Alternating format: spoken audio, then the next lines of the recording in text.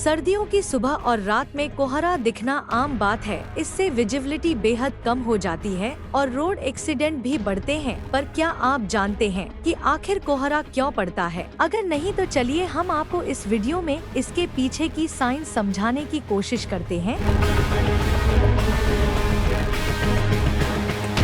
सबसे पहले जान लेते हैं कि कोहरा क्या होता है। दरअसल सर्दियों में हवा में मौजूद नमी ठंडी हो जाती है। ये छोटे छोटे पानी की बूंदों में बदल जाती है। जब ये बूंदें हवा में फैलती हैं, तो हमें धुंध या कोहरा दिखाई देता है। आप ऐसे भी समझ सकते हैं कि गर्मियों में सूरज की किरणों की वजह से हवा में ताप रहती है और नमी नहीं बनती, इसलिए गर्मी में कोहरा नहीं दिखता। इसलिए जब सर्दियों में दिन के समय जब सूरज निकलता है तो हवा का तापमान फिर से बढ़ता है। इससे कोहरा धीरे धीरे उड़कर गायब हो जाता है। आमतौर पर कोहरा 5 डिग्री सेल्सियस से 15 डिग्री सेल्सियस के तापमान के बीच बनता है।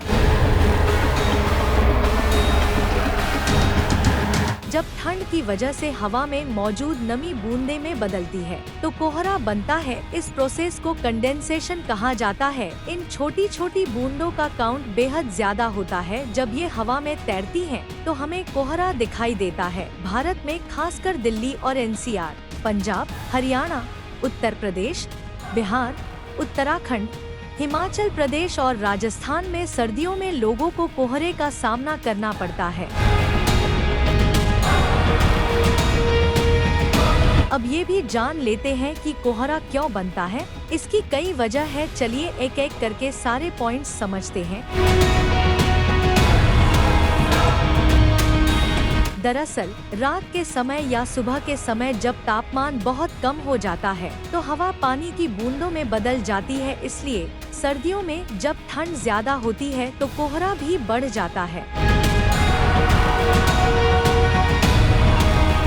जब हवा में नमी ज्यादा होती है तो कोहरे के बनने का संभावना भी ज्यादा होती है। आप ऐसे समझ सकते हैं कि समुद्र के पास या नदियों के किनारे ज्यादा नमी होती है, जिससे वहां कोहरा जल्दी बनता है।